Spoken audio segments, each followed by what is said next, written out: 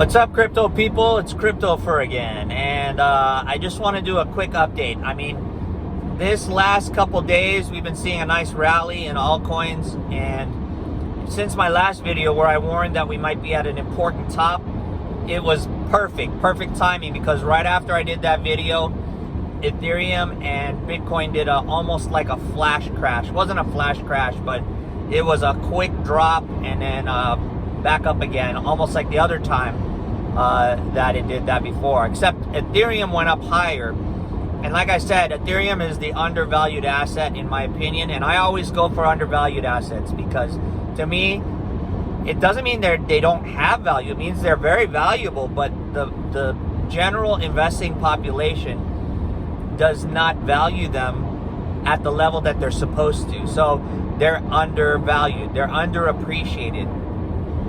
And so Ethereum is one of those things. But also about 3 or 4 or 5 videos back, I said that I sense that people are getting bored of Bitcoin. They're just hearing so much of it that they're just bored of it. And that's why a lot of the gas has come out of Bitcoin, where it doesn't really pop like all the other altcoins. But I'm also seeing a weird phenomenon that tells me we might be at another near-term top for altcoins. I mean, altcoins are just spiking.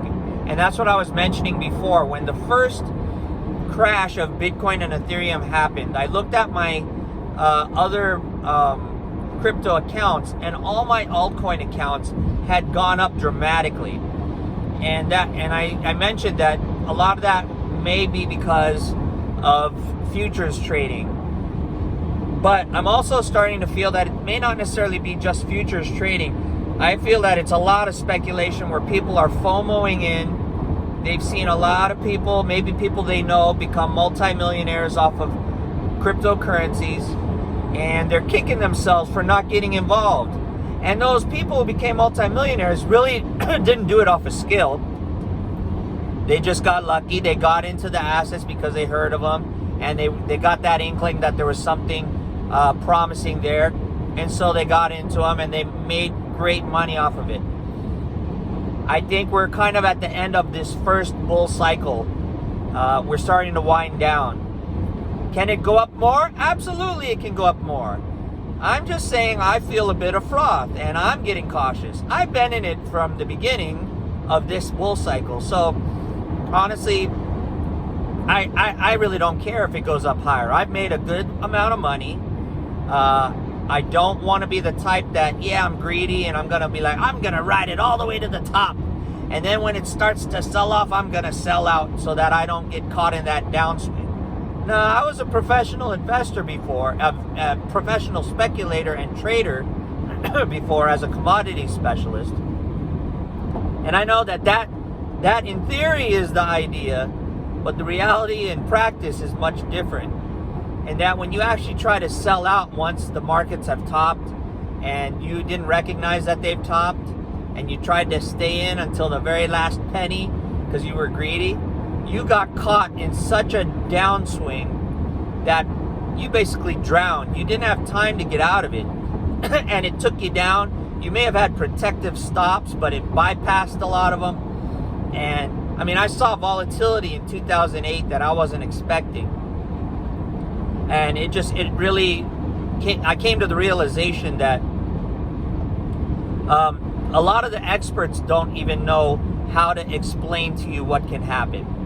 So what I'm saying is more of a cautionary tale, more of a warning to everybody. You know, I've seen where, you know, you may be in the right asset. For instance, I was trading gold in 2008. I made some good money leading up into 2008 and getting up towards the crash. But then we started to see massive volatility, right?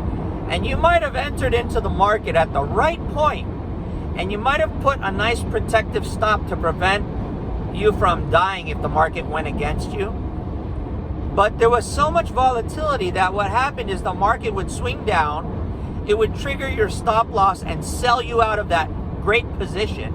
So now your position is gone, and then the market would take off without you. And here in trading, you're always being told to have protective stops. But when I saw that kind of thing, I had to learn to take some risk, where if I really wanted to participate in a volatile market like that with futures and the leverage, and I wanted the benefit of it, I had to be willing to stomach the gut-wrenching drops that I might experience if I didn't position properly. And that is very dangerous. The reason it's gut-wrenching is you can potentially lose everything you own, go into bankruptcy, and have lien holders after you because you placed such a leveraged trade and you positioned at the wrong time and it moved negative to the way you wanted it to go. And now you owe all this money from a trade that didn't go properly. And it takes a lot of guts to stay in a market like that. When it drops and you see yourself losing tens of thousands of dollars, but you still hold because you believe it's going to go the other direction, that takes either guts, or it takes a little bit of stupidity, or maybe a little bit of craziness, or maybe all of the above. And I learned to do a little bit of that. But you have to know some of the technical analysis, meaning what are the price movements doing on the charts, so that you can kind of see what everybody else is doing when they're trading. You also have to know the fundamentals of the market, like what are the economic factors that are causing these swings, because economic fundamentals can really drive something in a direction opposite from what the technical analysis is telling you.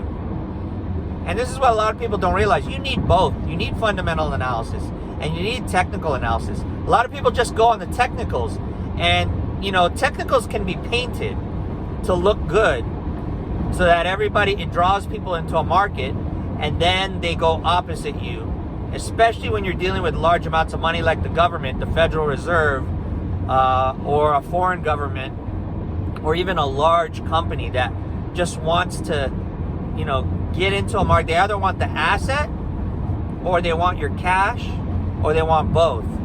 So they sucker you in a certain way because they know emotionally you'll see the price movement in this way. They'll paint the technical to make it look like the price is going up, or maybe the price is going down. And depending upon what the price is doing, you'll make an action because that's your goal. You want to make money when the price goes down or goes up.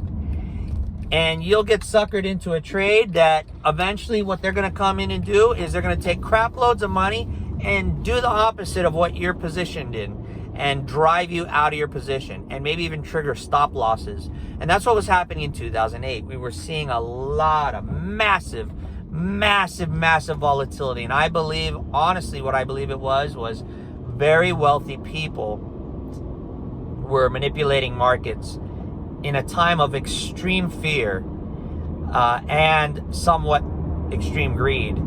And they were just making markets swing between the two, between the greedy and the fearful, and the greedy and the fearful, and just wiping everybody out. Who those people are, I don't know, but I know they have a lot of money to be able to move markets like that. And a lot of times it can be your investment houses like Goldman Sachs. It can be your governments like the Federal Reserve. It can be sovereign wealth funds like the United Arab Emirates sovereign wealth fund coming in and manipulating oil, maybe.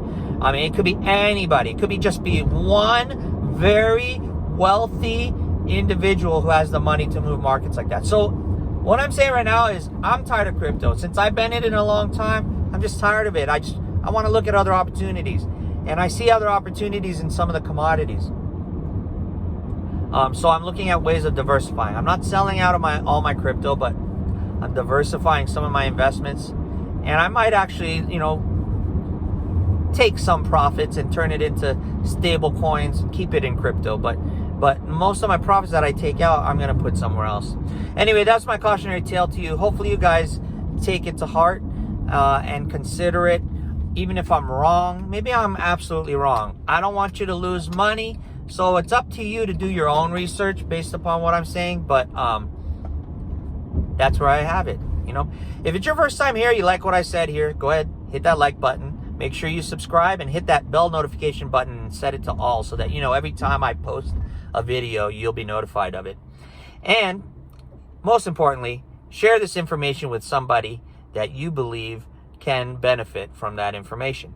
And if you want to support me in any way, YouTube, Facebook, Instagram, all the social medias basically demonetize me because I have conservative views, and they don't like that from their perspective. So they've delisted me. They've taken my ad revenue. They've taken my monetary sources. In a lot of ways, I don't even show up on the algorithm. So if you can, support me in the affiliate links below. Till next time, God bless. Take care. I love you. Peace.